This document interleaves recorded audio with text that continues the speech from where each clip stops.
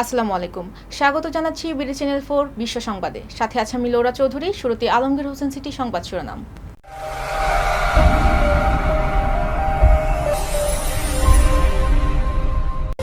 গোপ ফ্রান্সিসের শেষকৃত্যে বিশ্ব নেতাদের পাশাপাশি সাধারণ মানুষের ঢল। সন্দেহের বশে আরও 5 কাশ্মীরির বাড়ি গুড়িয়ে দিল ভারত। সিমলা চুক্তি স্বাক্ষর, টেবিল থেকে সরানো হলো পাকিস্তানের পতাকা।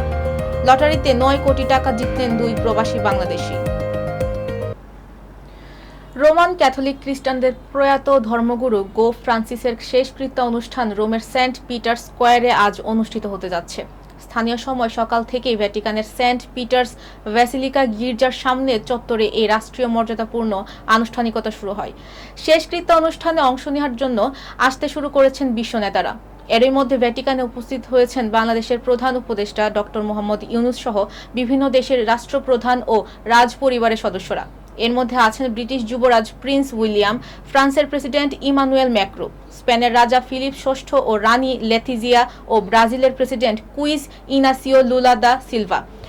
অনুষ্ঠানস্থলে উপস্থিত হয়েছেন জাতিসংঘের মহাসচিব অ্যান্তোনিও গুতেরেস, সুইডেনের রাজা কার্ল গুস্তাফ ও রানী সিলভিয়া এবং নরওয়ের যুবরাজ হাকন এবং যুবরানী মেত্তে ম্যারিড। দায়িত্ব নেবার পর প্রথম বিদেশ সফরে রোমে পৌঁছেছেন মার্কিন প্রেসিডেন্ট ডোনাল্ড ট্রাম্প ও ফার্স্ট লেডি মেলানিয়া ট্রাম্প। ভারতে নিয়ন্ত্রিত কাশ্মীরের পহেলগামে হামলার জেরে জম্মু ও কাশ্মীর জুড়ে আরও 5 সন্দেহভাজনের বাড়িঘর গুড়িয়ে দিয়েছেন ভারতের নিরাপত্তা বাহিনী। আজ ভারতীয় সংবাদ মাধ্যম এনডিটিভিতে জানিয়েছে, শোপিয়ান, কুলগাম ও পুলওয়ামা জেলায় অভিযান চালিয়েছে নিরাপত্তা বাহিনী। গত কয়েকদিনে সন্দেহভাজনদের উপর দমন অভিযান আরও জোরদার করা হয়েছে। যদিও হামলার ঘটনার পর এখনও কাউকে আটক করতে পারেনি ভারতের নিরাপত্তা বাহিনী। কাশ্মীর মিডিয়া সার্ভিসের বরাতে জিও নিউজ জানিয়েছে, শুক্রবার রাতে জম্মু ও কাশ্মীরের পুলওয়ামার এহসান আহমেদ, শেখ আহসান উল হক এবং হারিস আহমেদ, কুলগামের জাকির আহমেদ এবং সোপিয়ানের শহীদ আহমেদ কুত্তের বাড়ি গুড়িয়ে দিয়েছেন ভারতীয় বাহিনী। এনডিটিভির প্রতিবেদনে বলা হয়, সোপিয়ানের চটপিপোড়া গ্রামে শহীদ আহমেদ কুত্তের বাড়ি ভেঙে গুড়িয়ে দেওয়া হয়েছে। তাকে লস্কর কমান্ডার বলে দাবি করেছে ভারত।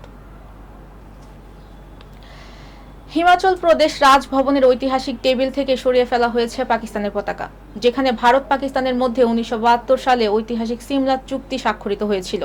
গতকাল থেকে পতাকাটি সেখানে নেই। আজ সংবাদ সংস্থা পিটিআই এর বরাত দিয়ে এনডিটিভি এ খবর জানিয়েছে। কাশ্মীরের পহেলগাম বন্দুকধারীর হামলার পর বেশ কয়েকটি পাল্টাপাল্টি পদক্ষেপ নেয় ভারত পাকিস্তান। এরই ধারাবাহিকতায় ইসলামাবাদে সিমলা চুক্তি স্থগিত করার একদিন পর পতাকা সরানোর ঘটনা ঘটল। প্রতিবেদনে বলা হয়, যে চকচকে কাঠের টেবিলের উপর চুক্তি স্বাক্ষরিত হয়েছিল তা সিমলা রাজভবনের কীর্তি হলে রাখা আছে। ডেস্কটি একটি উঁচু লাল রঙের প্ল্যাটফর্মের উপর রাখা। এতে একটি ফলক আছে যাতে লেখা সিমলা চুক্তি এখানে 3/7/1972 তারিখে স্বাক্ষরিত হয়েছিল। এলাকাটি পিতলের রেলিং দিয়ে ঘেরা। এছাড়া টেবিলের পিছনে 2টি চেয়ারে রাখা আছে। ঐতিহাসিক ডেস্কের এক পাশে তৎকালীন প্রধানমন্ত্রী ইন্দিরা গান্ধী এবং তৎকালীন পাকিস্তানের প্রধানমন্ত্রী জুলফিকার ভুট্টোর চুক্তি স্বাক্ষরের একটি ছবি রাখা রয়েছে। 1972 সালে ভারত পাকিস্তানের শীর্ষ সম্মেলনের অনেক ছবিও টেবিলের পিছনের দেয়ালে ঝুলছে। সেই টেবিলে ভারত ও পাকিস্তান উভয় দেশের পতাকায় রাখা হয়েছিল। এখন শুধু সেখানে একপাশে ভারতীয় পতাকাটিই রাখা আছে। সংযুক্ত আরব আমিরাতে Abu Dhabi big ticket raffle draw লটারিতে 1.5 লাখ দিরহাম করে জিতেছেন 2 প্রবাসী বাংলাদেশি, যা বাংলাদেশি মুদ্রায় প্রায় 4,51,00,000 টাকা।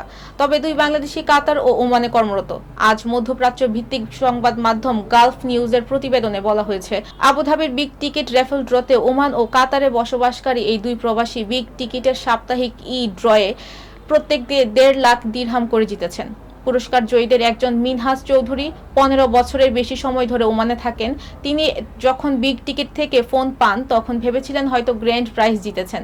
পরে জানতে পারেন এই সাপ্তাহিক ড্রয়ের পুরস্কার। তাতেও তিনি আনন্দিত। মিনহাজ চৌধুরী বলেন, ইমেলে পাওয়ার পরেই আমি নিশ্চিত হয়েছি। যদিও এটি বড় পুরস্কার ছিল না, তবে এটি বড় জয়ের প্রথম ধাপ। তিনি জানান 4 বছর ধরে টিকিট কিনছেন তিনি। মিনহাজ ও তার 10 বন্ধু মিলে একসঙ্গে টিকিট কেনেন। এই অর্থে নতুন বাড়ি তৈরি এবং দাতব্য প্রতিষ্ঠানে অনুদান দেওয়ার পরিকল্পনা আছে তার। মিনহাজ বলেন, আমি কখনো ভাবিনি যে জিতব, কিন্তু আমি জিতেছি। পুরস্কার জয়ী অন্যজন হলেন কাতারে থাকা 29 বছর বয়সী রবিউল হাসান। চট্টগ্রামের এই গাড়ি চালক 8 বছর ধরে কাতারে আছেন। প্রায় 3 বছর আগে ফেসবুকে বিগ টিকিটের বিজ্ঞাপন দেখে তিনি উৎসাহিত হন। এরপর থেকে 4 বন্ধুর সঙ্গে মিলে তিনি টিকিট কিনেছেন। দর্শক, এই ছিল বিডি চ্যানেল 4 বিশ্ব সংবাদ। সবাইকে পরবর্তী সংবাদ দেখার আমন্ত্রণ জানিয়ে আজকের মতো এখানেই বিদায় নিচ্ছি। সবাই ভালো থাকবেন, সুস্থ থাকবেন এবং নিত্য নতুন সংবাদ পেতে বিডি চ্যানেল 4 ফেসবুক পেজ ও ইউটিউব চ্যানেল সাথেই থাকুন। আল্লাহ হাফেজ।